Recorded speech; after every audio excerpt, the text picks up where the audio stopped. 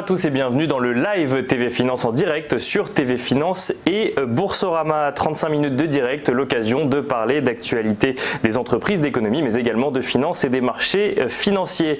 Au sommaire de cette édition, nous recevrons tout d'abord Christophe Lataste, le directeur général de Profonia. Nous suivrons ensuite l'ouverture de la Bourse de Paris avec Éric Seban, trader et coach chez Perceval Finance. Nous ferons ensuite un focus sur les market movers du jour avec Dorian Abadi, formateur en analyse technique. Et enfin, nous recevrons Steven Labelle, le fondateur de Moods, pour 10 minutes de parole de dirigeant. Mais tout de suite, un petit peu d'actualité économique. Le président du Kazakhstan, Nursultan Nazarbayev, vient de déclarer hier sa démission. Celui-ci dirigeait depuis 30 ans le pays. C'est la première fois qu'un leader d'une des 5 républiques d'Asie centrale issues de l'éclatement de l'URSS démissionne de lui-même. Cette démission intervient à la suite d'une grogne sociale dans le pays qui avait conduit Nursultan Nazarbayev a limogé son gouvernement le 21 février dernier. Celui-ci a justifié sa démission par sa volonté de favoriser l'accession au pouvoir d'une nouvelle génération qui prolongerait les réformes en cours dans le pays. Le président du Sénat, Kassym-Jomart Tokayev, devrait lui succéder jusqu'aux nouvelles élections présidentielles prévues en 2020. Nursultan Nazarbayev restera toutefois de manière indéfinie à la tête du Conseil national de sécurité.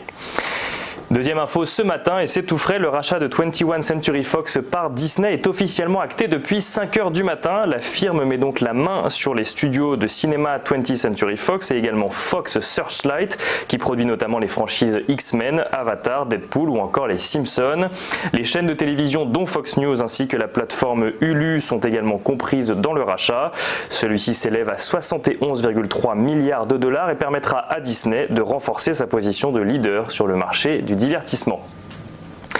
Et enfin, en France, Doctolib lève 150 millions d'euros pour accélérer sa croissance. La plateforme de rendez-vous médicaux est désormais valorisée plus d'1 milliard d'euros et rejoint le club des licornes françaises en compagnie de Deezer et Blablacar.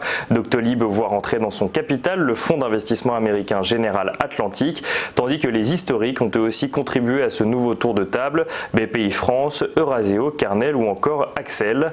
Derrière cette levée de fonds se cache la volonté pour l'entreprise de doubler ses effectifs en 3 ans et de s'étendre dans ces deux marchés actuels que sont la France et l'Allemagne.